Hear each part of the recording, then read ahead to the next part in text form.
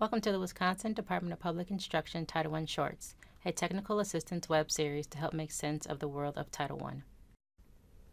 In this Title I short, we will highlight federal requirements on school-wide plan requirements. This video will take approximately 5 minutes to complete.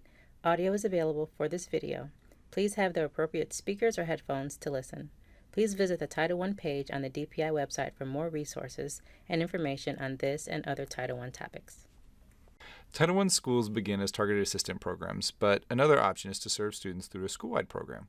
The school-wide program is a comprehensive reform strategy designed to upgrade the entire educational program for all students. A school must plan and apply to become a school-wide program. Once a school is approved as a school-wide program, it remains a school-wide program. A school must have at least 40% of its students from low-income family in order to apply or seek a waiver from DPI for this requirement. When a school decides they want to become a Title I school-wide program, their first step should be developing a school-wide plan. The recommended timeline for developing a school-wide plan is 1 year, unless the LEA, in consultation with the school, determines less time was needed. When developing a plan, key stakeholders must be involved.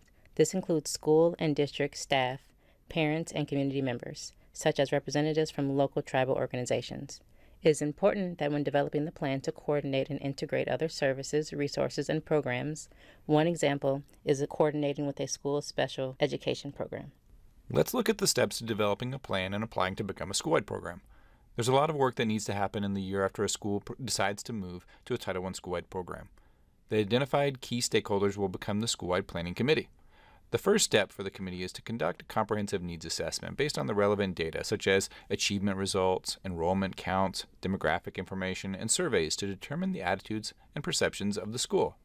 Once the data is collected, it's summarized and then analyzed to prioritize the needs of the school.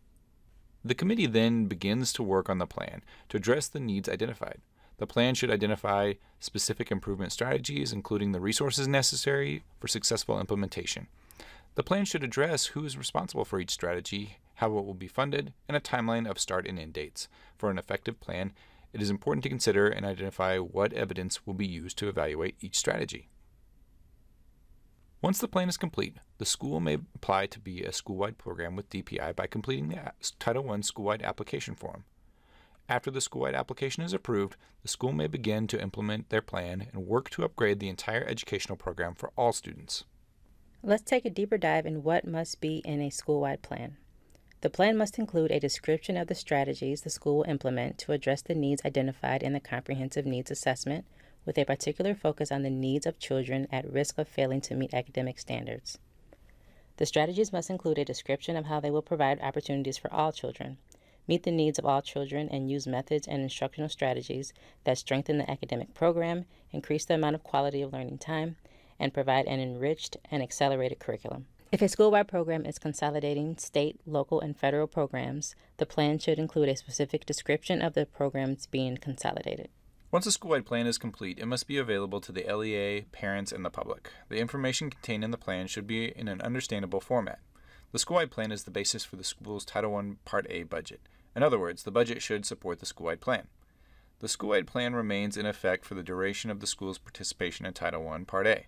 Schools must regularly monitor and revise their plans and implementation as necessary based on the student needs to ensure that all students are provided opportunities for success.